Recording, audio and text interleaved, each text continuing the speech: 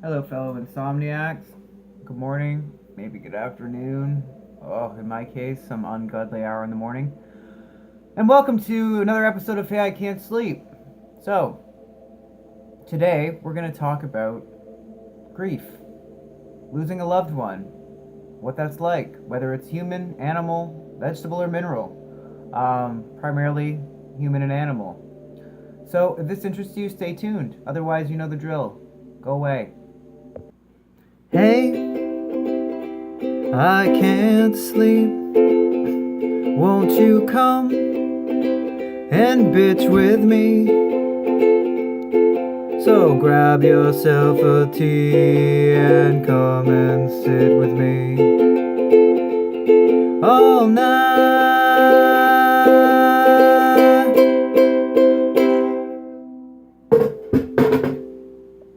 Welcome back. So, grief. It sucks. How do I experience grief? Well, I've lost both my parents. I've lost all of my grandparents. I've lost many friends. And I've lost animals. So I have experience in grief. So if you want to listen to how I feel or what I've experienced, stay tuned. I'm going to start by going through the 5 stages of death according to psychologist Elizabeth Kubler-Ross. She did most of her work, I believe, in the 70s and worked specifically with patients who are in palliative states of care. Palliative meaning that they were terminal and that they were dying, and what their families experienced as well. So she coined what is known as the 5 stages of grief: denial, anger, bargaining, depression, and acceptance. Excuse me. And they're not always going to come in that order. And they're not always going to ebb and flow in the same way every day. And that's something that I can share. I can talk specifically about what it was like to lose my mother.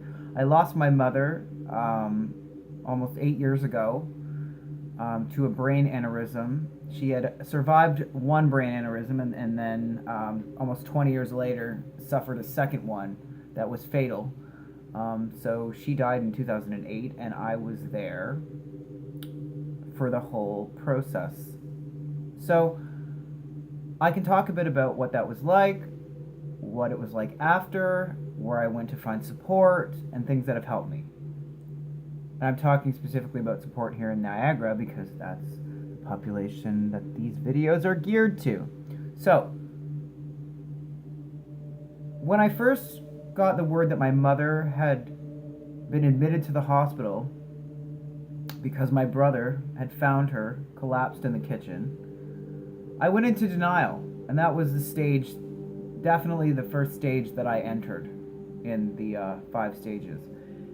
I realize looking back now that we go through this because our brains are being thrown into survival mode because we have to deal with the situation. There's no time to deal with the reality of what's going on. So our brains are designed to compartmentalize experiences so that we can attend to other experiences. So this is what happened. My mother had survived her first aneurysm, so this was going to be no different. That was the logic that I told myself. It's okay, Jordan. Keep moving forward. You'll get to the hospital. They'll tell you what's going on. They'll book her in for surgery. Everything's going to be fine. She's been through worse. She's survived more. So when I got to the hospital and I realized that this was a far more serious than I expected, and the doctor explained to me that my mother had a massive cranial hemorrhage and that there was no way she was going to wake up. Wow.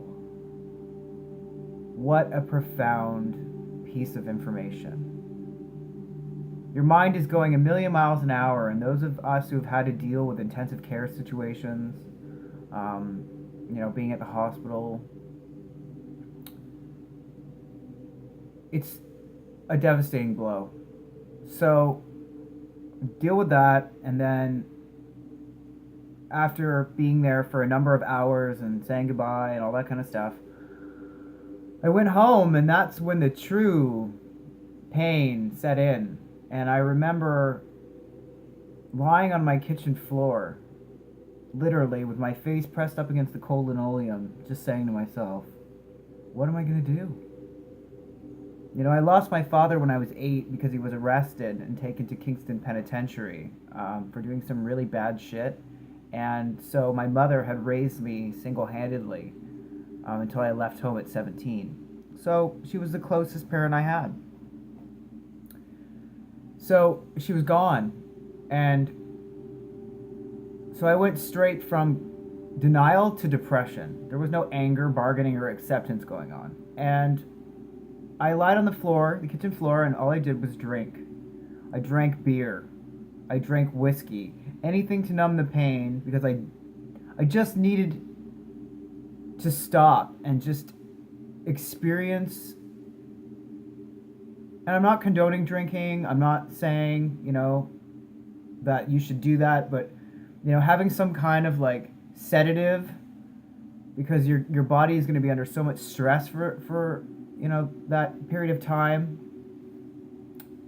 For me, alcohol wasn't an addiction, so it wasn't something that I was concerned about using in that moment. I literally lied on the floor and was like, I can't believe this has happened.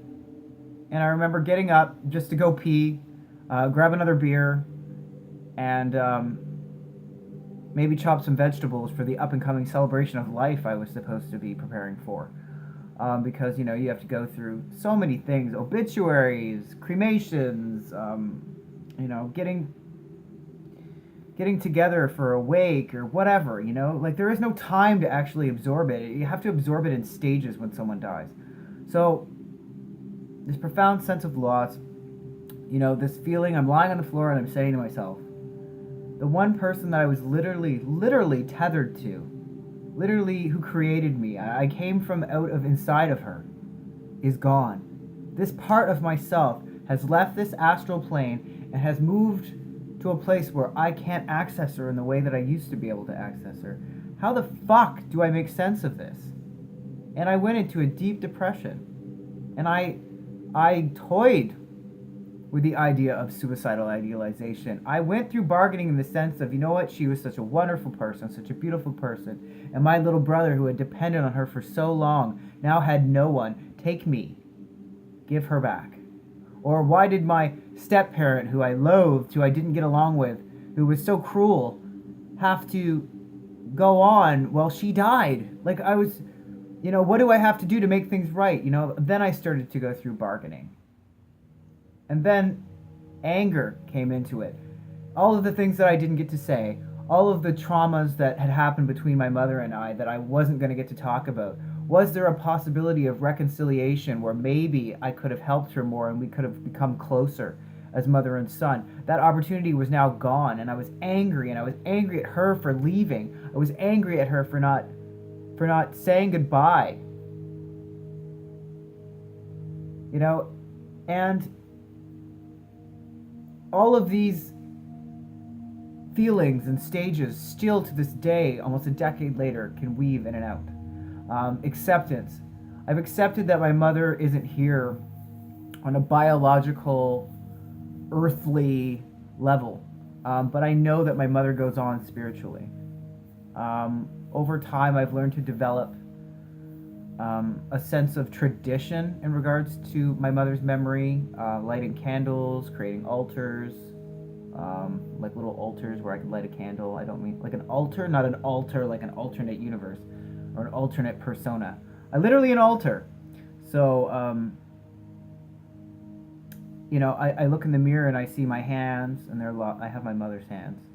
And I can see features, and I know my mother lives on through me. Also, my mother has a way of making her presence known in little ways, whether it's through music or a thought will pop into my head. And that acceptance part is murky because to this day, I still, when I experience things and I have moments, I go, oh, I gotta call mom and tell her that. And then for that split second, I'm reminded, I can't do that. I can't call her and hear her voice. I can't, sneak up behind her and give her a squeeze. That's not an option anymore. And it still kind of flips like a reel sometimes in my head. But during that time when it first all happened, I realized that I needed to reach out. I realized that this loss was not only profound, but it also was triggering someone who was already in a vulnerable state of mental health. And I suffer from anxiety and depression. So it just escalated my already occurring symptoms, which can happen. And I started to get led into some suicidal idealization, like my mom's gone, everyone's gone. This is the thinking that happens. Why go on? Why bother? Who cares? I should just end it. There's nothing left, because it's such a primal, profound loss to lose your mother, to lose your father, to lose your child, maybe to lose the animal. I had a cat, Nolan, who was my best friend, and I loved him. He was the longest living creature that I had a connection to. I had him for years, and when he died, I could feel it in my throat. It's like my buddy, my soulmate, my fellow pack member, my Viking is gone. So those of us who have animals, maybe they were our first touchstones to connecting to a living thing where we could feel emotions as children. I know for me that was the case. I didn't have a lot of physical affection and a lot of interaction with my parents of origin. So my animals became kind of a conduit to express empathy and compassion and love and emotionality. So I connect to my animals on a primal foundation. Like I really do merge with their souls. And people can make fun of people like us. They don't get it. They don't understand. Those traumatic, or if we come from a trauma history, what it's like to have even a little kitten cuddle up with you, and you've never experienced that. So don't let those fuckers make you feel bad, because they're assholes and they don't understand. And I have that to say. So anyway, where can you go in Niagara? Well, I like to research, so I've composed a bit of a list. First of all, call 911 if you need to. These grief can lead to depression. Depression can lead to suicidal idealization, and we don't want to do that. You want to stay alive. There's a reason why you're here. As cliche as it is, you have, potential. There's going to be good things ahead. So stick around. Use them. Distress Center Niagara, 905-688-3711. Coast, another community crisis support network for Niagara, 1-866-550-5205. Going to the hospital is okay. Don't feel ashamed in that. You know what? This video is going on for 13 minutes, so I'm actually going to stop it, and then I'm going to continue with another one. So stay tuned.